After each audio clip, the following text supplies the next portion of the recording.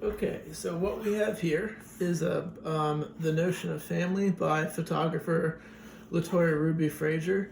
And this is a really important book in a lot of ways, but particularly it was important to me because it was an investigation of the family, similar to Larry Sultan's book, Pictures from Home, but this seemed more unflinching. And while Sultan is also critical, this seemed more critical. And Frazier is also using this book not just to talk about family, but to also connect her family's history to a town and the history of that town from its very beginning. So it's a very deep book. It goes, it addresses family, it addresses place, and it addresses history. But I want to take a second just to go over the look of the book. It's a canvas cover book. It was published by Aperture in 2014, and LaToya Ruby Frazier was kind of an art star after this book came out, and rightfully so. I want to take time to point out too that this is a library book, and great cover right there. And look how worn it is. Look at the edges on the spine. The canvas cover's faded a little bit. I think that is awesome. What's more inspiring than seeing a well-worn library book? Thinking about all the hands and studios this has been in. Very cool. It's an important book that a lot of people should view. But let's go ahead and open it up. At the very start, you see some really interesting experimentations with book structure. You might see on the recording that this is flat, but it's not. It's a little booklet that goes over, that has certain images that are almost, they function to me like a preface, like a visual preface. This is John Frazier. So this is the first citizen of North Braddock. Braddock is the town that LaToya Ruby Frazier grew up in and is investigating for this book. So it's an ancient family member of hers kind of has a sign up talking about the first citizen of North Braddock. An image of a little girl, which I believe to be is LaToya Ruby Frazier because she describes this book or this picture later on in the book. And then Andrew Carnegie. So he is in here because Andrew Carnegie's first steel mill is in Braddock.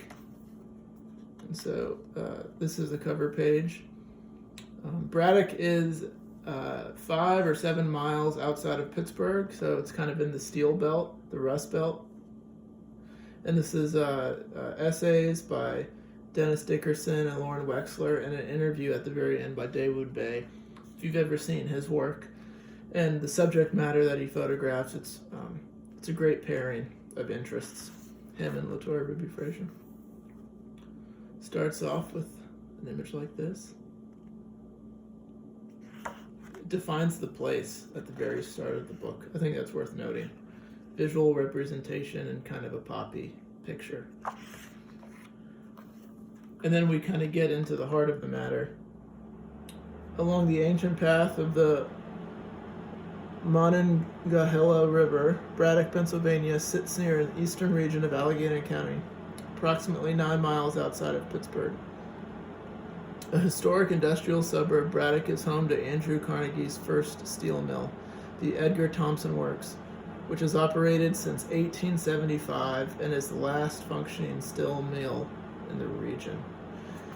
For these pictures, I've seen video of Frazier in a helicopter circling the city so that she can get some of these pictures. I understand why she needed a helicopter, as I've tried to photograph large buildings myself or large infrastructure or elements of the landscape. You can't step back far enough, and there's too many things in the way, and you need this kind of perspective that goes overhead. But a beautiful image, all those midtones, and you can see how large the factory looms in comparison to the neighboring towns and the river. Of course, this is a mill town, And so all these houses are here because workers would live there and then go to the mill. And you kind of see from that image and this image how the book format is set up. Text is a big part of this book. Frazier's really trying to communicate a specific message that can't be left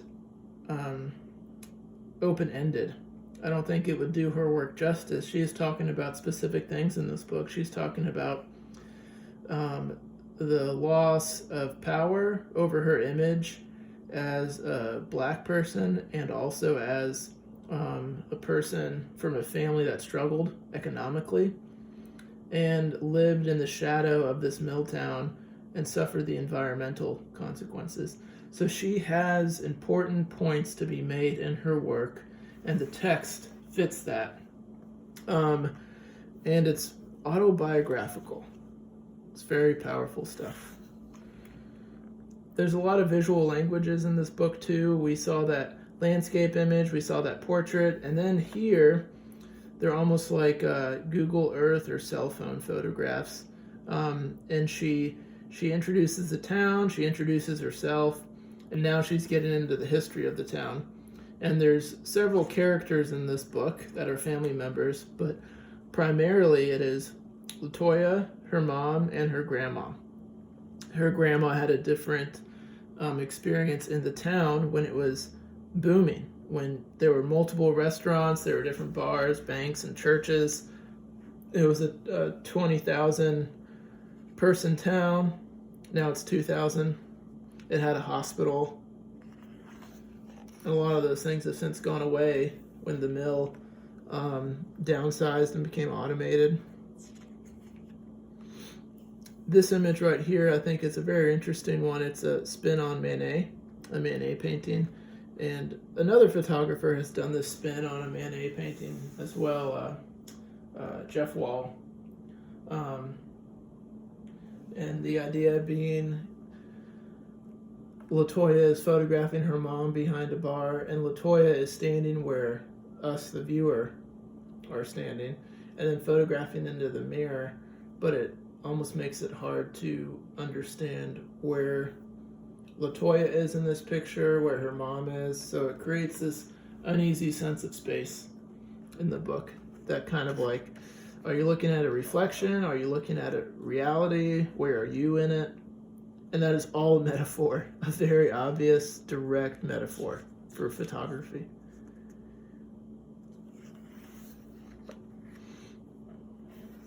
It's Grandma Ruby. So LaToya grew up with her grandma. Her mom sent her to live with her grandma because she thought it would be better and safer, a safer environment for her. You see down here all her grandma's dolls. So a little bit of a still life over here, and then LaToya and her mom. And this is a good place to stop and talk about the huge impact that, I'm sorry, I'm probably miswording that, the huge collaboration between the photographer and her mother. LaToya is having her mom pose for these images, and her mom very patiently poses. But as time goes on, LaToya starts to collaborate with her mother, and her mother starts setting up pictures and wanting to be photographed and caring about how she is posed in these images. And this is the photo book, The Notion of Family. The exhibition often has lots of interesting video pieces that you see even more of her mother's hand in.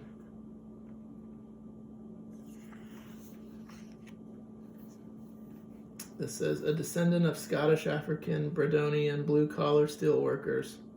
I embrace my heritage. Pretty experimental and expressive use of text. This one kind of breaks the formatting that we've seen. In this image, Frazier talks about she took this the day after they buried her grandmother Ruby, I think in Pittsburgh.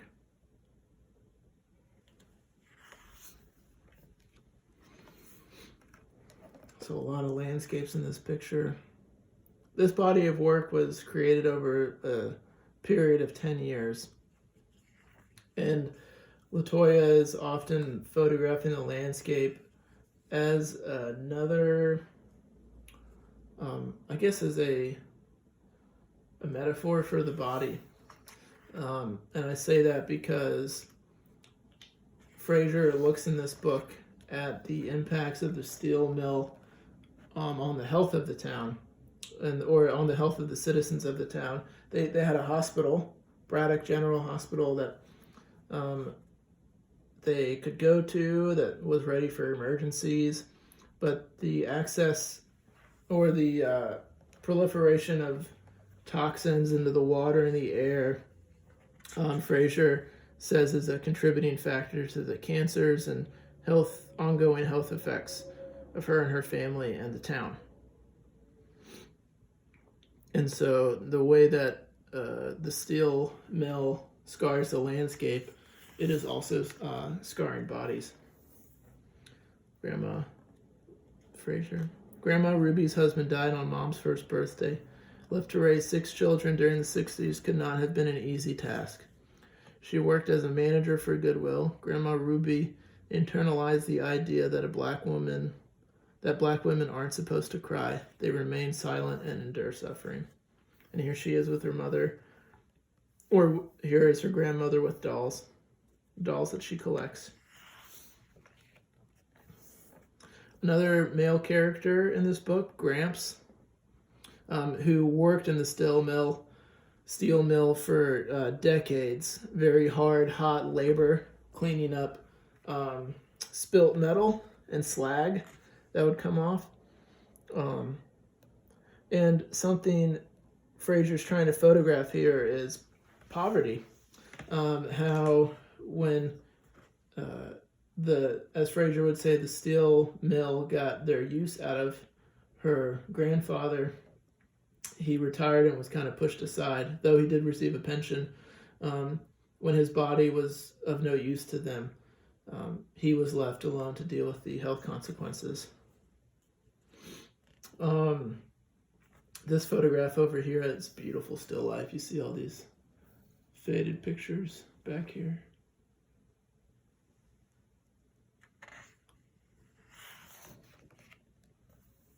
A picture of Grandma Ruby taking care of Gramps.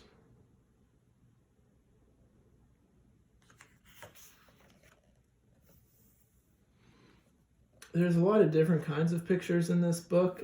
These remind me of Francesca Woodman self-portraits, actually, in abandoned places, but I think that communicates a sophistication of photographic practice, because 10 years making pictures on something, you probably go through a lot of different patterns of style or patterns of choices, and to be able to include them all in a book is probably really neat from an artist's perspective. But she's had to organize all of this with the publisher, so we haven't seen this page format yet. And in one book, to try to fit in all different kinds of medias and pictures, it's challenging.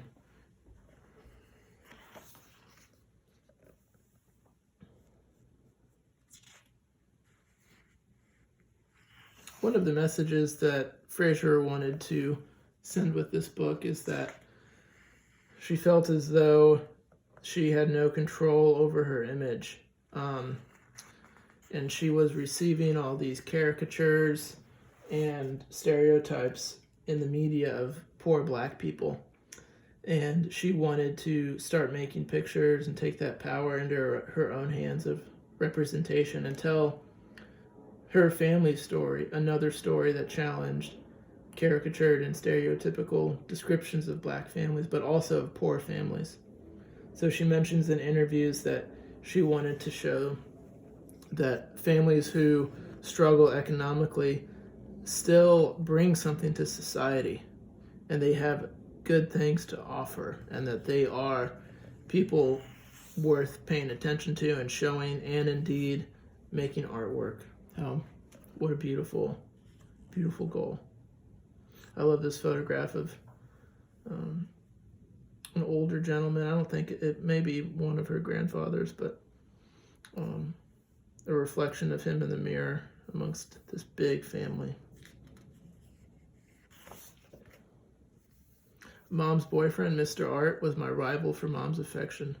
Detached and numb, he reminded me of Stan, the father from Charlotte Burnett's film, Killer of Sheep. Working menial wage jobs is exhausting. It's never enough to build a foundation. So that idea that a family can't ever seem to get ahead. And I think some of these are my favorite photographs in the book. When the portraits, or maybe this is a still life, but the portraits are given a lot of room on the page and paired.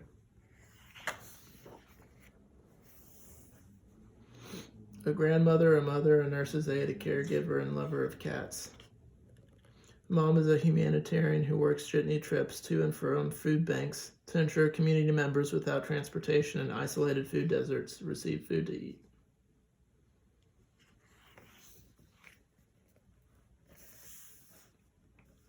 And she seems like going back and forth between staged and tableau and candid forms of making pictures. And so here we have, I think, Mr. Art in the background in another room, and then her in another room, the baby under the bed.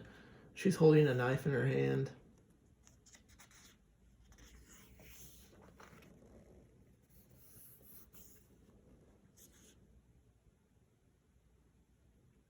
So the impact of the steel mill on the town resulted in buying up property, or kind of like the corporations were buying land for pennies on a dollar and then demolishing houses to expand the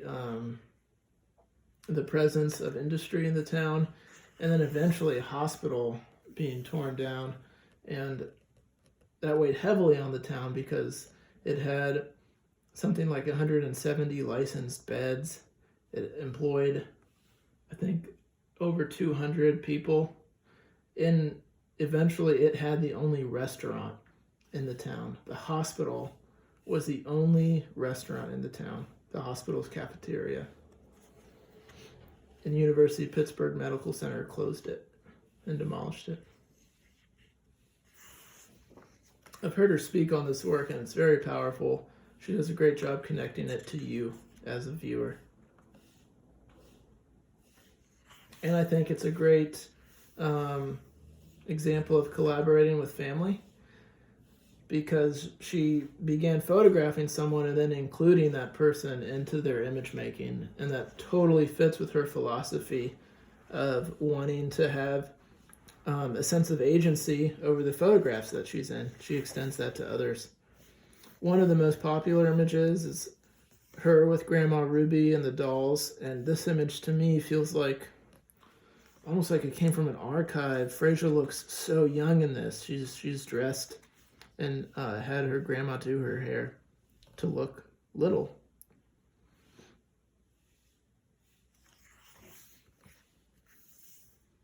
Beautiful image.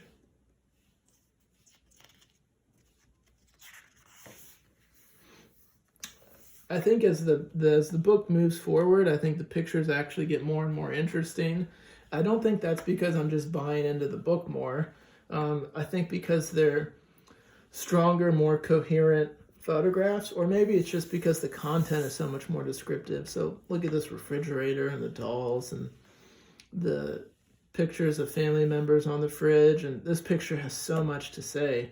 This picture, Grandma Ruby in a nightie and a little boy, this picture has so much to say. And they just feel, I guess, compositionally a bit more narrative and coherent. And I think that she's actually getting older as we go through the book too. So Frazier uses mirrors a lot in this book, and so you see LaToya and then her mom in the mirrors, in the reflection of the mirror. She says here, between my background and foreground, I'm not sure where I stand. Impacted by the Cosby effect, society looked away in contempt while the Reagan administration sent in troops, cops, and canines to raid my home and classroom. this does a good job at showing some of the video pieces that LaToya Ruby Frazier includes in exhibitions of this work.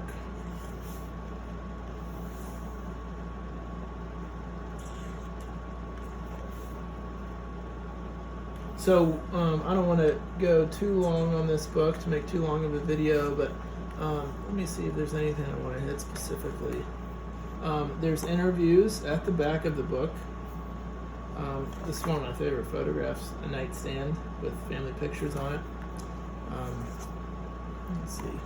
So yeah, the interview with Dawood Bey is at the back of the book, and there's articles on the history of Braddock at the back of the book. They're definitely a famous photograph that is often in exhibitions or publications for this work. But what I hope people take away from this book is the investigation of a family and a place that is meant to be a springboard to bigger issues. And so family is personal. The town that you grew up in is personal to you. But you use that to springboard to universal subject matters. Everyone lives in a town. Everyone has families. The human struggle is often characterized by the same issues. And so, whereas Frazier started photographing her family, that was a conduit to bigger societal issues that Frazier was passionate about. And so it ended up creating this compelling book that isn't just about a family. It's about a history of a town. It's about perceived injustices in that town and real injustices in that town. And how we make sense of that as a society. Do we let it go on? Do we stop it? Who lets it go on and who stops it? And Frazier, by making this book and lecturing and being as successful as she is, brings attention to those challenges of Braddock. So yeah, it's a great book, very important book. And I'm excited to see that it's seen so much action in the library. Very cool. Yeah, LaToya Ruby Frazier, The Notion of Family.